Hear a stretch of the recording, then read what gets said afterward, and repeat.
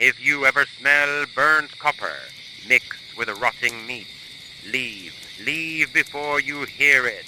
The sound of wet flesh sliding on steel, because what you hear isn't alive. Not anymore. And it all began in the slime factory. Deep in the outskirts of Ingolstadt, Germany, stands a building the townsfolk only call der schmelzende Raum, the melting room. Its windows are broken, its walls black with mold, but inside, conveyor belts still run at night. No one knows who turns them on.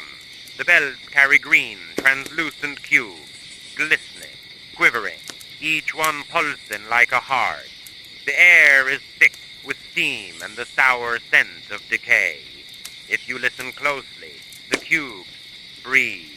Before Victor Frankenstein became legend, there was Dr. Erasmus Weil, his mentor in forbidden sciences. Weil didn't want to create life.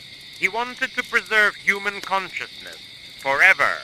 His experiments began with cadavers, grinding brains into a viscous green gel, mixing them with a parasitic mold that fed on dead neurons.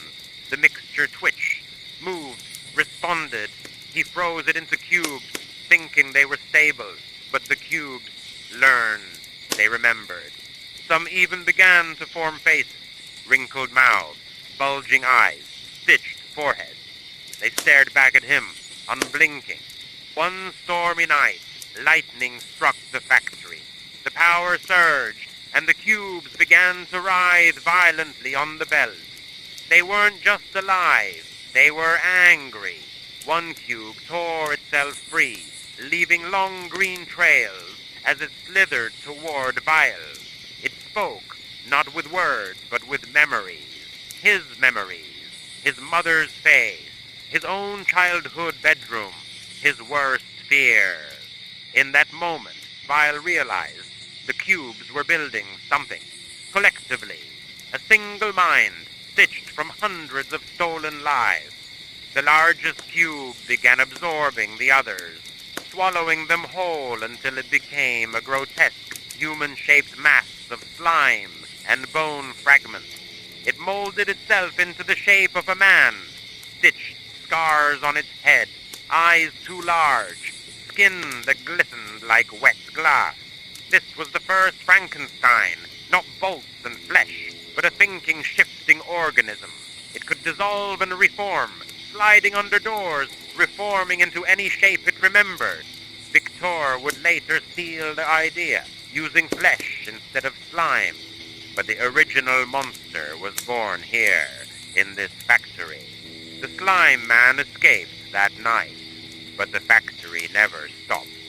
The belts still run, producing smaller cubes, spawn of the original. Each one holds fragments of minds they've consumed over the centuries. If you step inside, they'll watch you. They'll memorize the rhythm of your footsteps, the smell of your skin, and if you touch the slime, they'll keep you. Not your body, your mind, your memories, your soul. Some say Erasmus is still inside, trapped in a cube, screaming silently, waiting for someone to destroy them all. So if you're walking alone and hear the faint squeal of conveyor belts in the distance, turn around.